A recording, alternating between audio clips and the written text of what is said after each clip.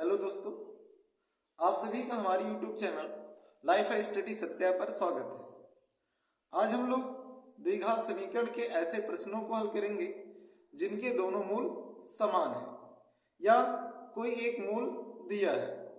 आइए पहला प्रश्न हम लोग देखते हैं। यहाँ पहला प्रश्न क्या कह रहा है? यदि द्विघात समीकरण px स्क्वायर प्लस 2 कड़ी में 5 px प्लस 15 बराबर 0 की दो मूल समान है तो p का मान ज्ञात कीजिए। p का मान ज्ञात कीजिए। अब देखिए, अगर द्विघात समीकरण के दोनों मूल समान है तो यहां पर क्या होता है? विविध का d का मान क्या होता है? 0 के बराबर होता है। तो देखा जाए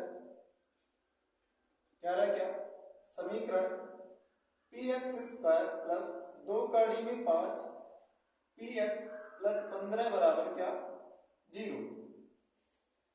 अब अगर हम लोग बात करें यहां विविधकर के संदर्भ में, तो विविधकर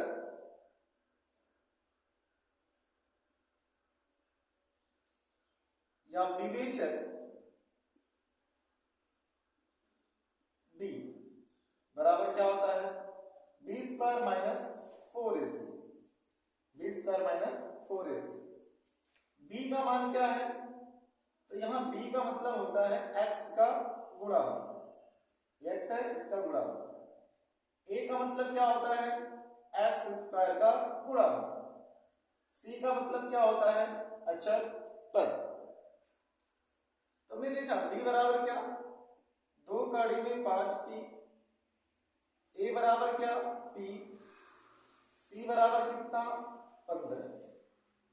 तो विविध का d बराबर क्या हुआ? 2 कड़ी में 5 p का वर्ग माइनस 4 गुणे a का मान कितना? p गुणे c का मान कितना? 15। 2 कड़ी में 5 p का होल वर्ग, तो 2 का वर्ग कितना हुआ? 4। कड़ी में 5 का वर्ग कितना हो जाएगा? 5। p का वर्ग p स्क्वायर माइनस गुणा कर दे 15 चौक के 60 p 4 बचे 20 p स्क्वायर माइनस 60 p। हमने क्या देखा? कह रहा है क्या प्रश्न? कह रहा है प्रश्न से या प्रश्नानुसार कि जो समीकरण के दोनों मूल समान है, समीकरण के दोनों मूल समान है। यदि समीकरण के दोनों मूल समान है तो क्या होगा? d बराबर 0 होगा। d बराबर 0 अर्थात क्या देखा हमने यहां कि 20 p स्क्वायर माइनस 60 p बराबर क्या हो गया? 0 हो गया। ऐसे में क्या होगा? यहां से हम लोग क्या देख सकते हैं? 20 p कॉमन ले सकते हैं। 20 p कॉमन लिया तो क्या मिला? यहां हमने देखा p माइनस 3 बराबर क्या? 0। 20 p कॉमन लिया तो p माइनस 3 बराबर क्या? 0। तो 20 p बराबर क्या? 0। तो p बराबर क्या होगा? 0। दूसरा p माइनस 3 बराबर 0, तो p बराबर क्या? 3। इस प्रकार अगर हम लोग बात करें यहाँ p के क्या मान प्राप्त हो रहे हैं, तो हमने देखा p का 2 मान प्राप्त हो रहा है, एक तो 0 और दूसरा 3। तो यहां पर वास्तविक मान हम लोग कह सकते हैं क्या? 3 है। तो अगर हम बात करें p का मान क्या है, तो यहाँ p बराबर 3 और p बराबर 0 दो मान प्राप्त हो रहे हैं। आइए अगले प्रश्न को हल करते हैं हम लोग। क्या कह रहा है? द्विघात समीकरण 2x square minus 5x plus के बराबर 0 के मूल बराबर है तो के का मान ज्ञात कीजिए। अब पुनः देखिए इसी प्रकार का प्रश्न है। तो हम लोग क्या देख रहे हैं कि समीकरण जो दिया है 2x square minus 5x plus के बराबर 0, चूंकि समीकरण के मूल समान है, चूंकि समीकरण के मूल समान है, ऐसे में क्या होगा, ऐसे में d बराबर 0 होगा। d बराबर 0 अर्थात b स्क्वायर माइनस 4ac बराबर 0।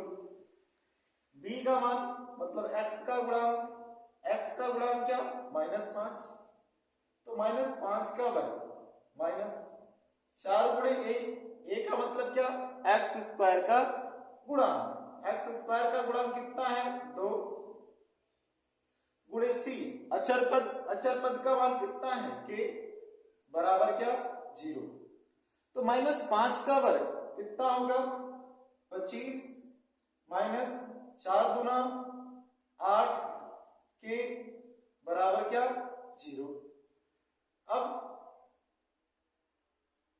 इसको इधर ले लेते हैं तो माइनस से इधर आया प्लस, 8 के बराबर क्या, 25, तो के बराबर क्या, 25/8, कितना, 25/8। तो के का मान क्या आ गया यहाँ, तो हमने देखा के का मान आ रहा है क्या, 25/8। आइए इस तीसरे प्रश्न को हल करते हैं। क्या कह रहा है, कह रहा है क्या, द्विघात समीकरण x square plus 2x minus p बराबर 0 का एक मूल -2, तो p का मान ज्ञात कीजिए। क्या कह रहा है, इस समीकरण में एक मूल दिया है, क्या दिया है, समीकरण का एक मूल दिया है और हमसे p का मान पूछ रहा है। तो अगर द्विघात समीकरण का कोई मूल दिया है तो वो मूल क्या करेगा, उसको संतुष्ट करेगा। तो हमने देखा क्या हल, कह रहा क्या, समीकरण x square plus 2x minus p बराबर 0 का एक मूल क्या है, एक मूल -2 है। अगर -2 है तो हम क्या करते हैं, इस -2 को इसमें रख देते हैं, क्या होगा, -2 को इस समीकरण में रख देते हैं। तो -2 का वर्ग प्लस 2 गुणे -2 माइनस p बराबर 0। -2 का वर्ग कितना हुआ, 4, 2 दूना 4 और क्या होगा, -2 दूना 4 माइनस हो जाएगा, प्लस माइनस का गुणा माइनस, फिर -p बराबर क्या, 0। जितना प्लस उतना माइनस क्या हो गया, ये 0 हो गया, तो -p बराबर क्या हो गया, 0। तो p बराबर कितना हो जाएगा, तो ऐसे में p बराबर 0 आ जाएगा। तो यहां पर भी हमने क्या देखा, p का एक मान क्या प्राप्त हुआ, 0 प्राप्त हुआ। p का मान क्या प्राप्त हुआ, 0 प्राप्त हुआ।